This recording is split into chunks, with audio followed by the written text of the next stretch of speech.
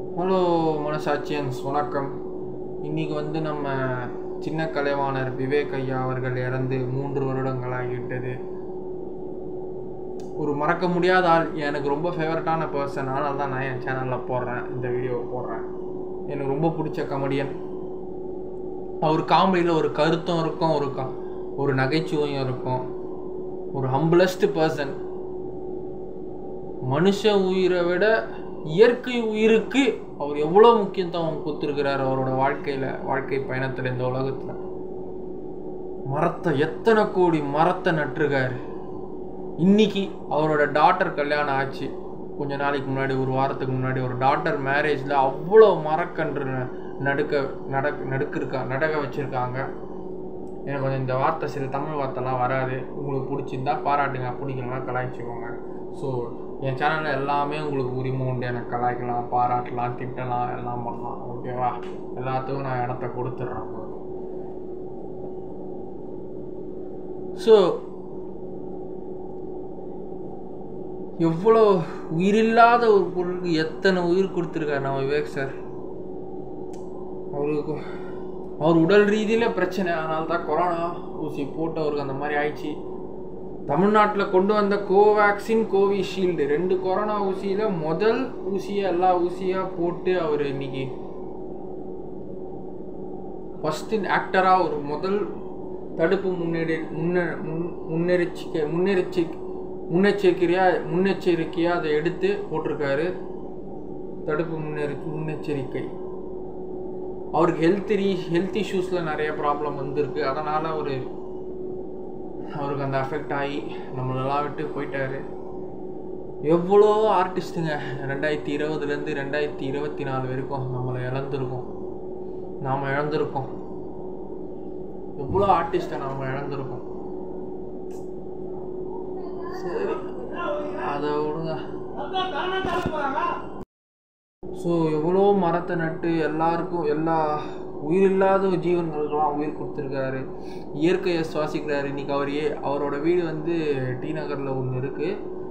நான் ஒரே ஒரு வாட்டி போய் பார்த்துருக்கேன், அந்த வீட்டை பார்த்துருக்கேன். அப்போவே அவ்வளோ மரங்க இருக்குங்க அவர் ஏரியாவில். ஃபுல்லாக அவ்வளோ மரத்தை நட்டு வச்சிருக்காரு அவர். அப்துல் கலாம் ஐயாவோட ரசிகன் அவர். அந்த மனுஷன் எவ்வளோ நல்லது பண்ணிக்கிறாரு நாட்டுக்கு.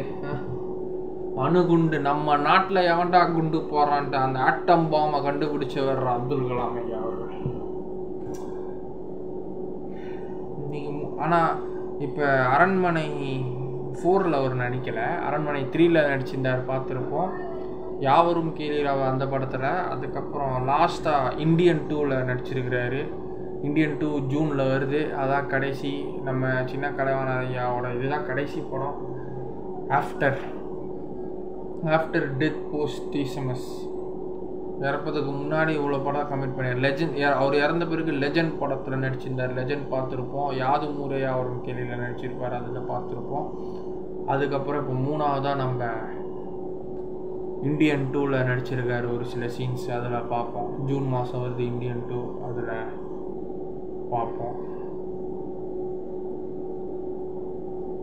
பரவாயில்ல, அவர் பையன் இறந்ததே அவரால் தாங்கிக்க முடியல. அதனாலே அவர் ரொம்ப டிப்ரெஷனுக்கு போய் சேடிஸ்டர் ஆகிட்டார். டிப்ரெஷன் வந்தால் நம்ம அதால் மீண்டு எழுந்து வருவது ரொம்ப கஷ்டம். டிப்ரெஷனால் யாருக்குமே யாரும் கெட்டது டிப்ரெஷன் அடிச்சிடாதீங்க.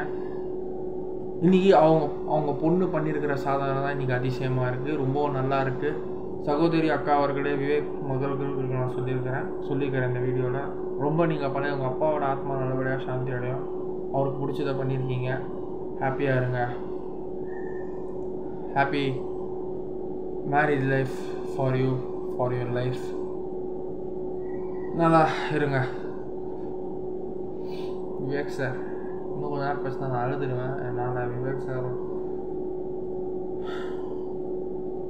இந்த உலகத்தில் மக்களை சந்தோஷப்படுத்தி, மக்களை வயிறார நிறைய சிரிக்க வச்சவர்களை கடவுள் சீக்கிரமாக கூப்பிட்டு போயிடுறாரு. நல்லா சம்பாதிச்சாரு தவிர பாவம் பண்ணுறவன், மற்றவன் வயிற்று அடிக்கிறவன், வயிறை எரிய வைக்கிறவன், கொலை பண்ணுறவன், கொள்ளை அடிக்கிறவன், இவனுங்களுக்கெல்லாம் நல்லா காலம் நல்லா இருக்கிறானுங்க. பணத்தை கொடுத்து சரி பண்ணிடுறானுங்க. ஆனால் உண்மையாக மக்களை சந்தோஷமாக வச்சுருவாங்களா கடவுள் சீக்கிரமாக கூட்டிகிட்டு போயிடுறாரு, அவங்க வாழ்க்கை கணக்கை முடிச்சிடுறாரு. என்னதான் லாஜிக்கோ தெரியல.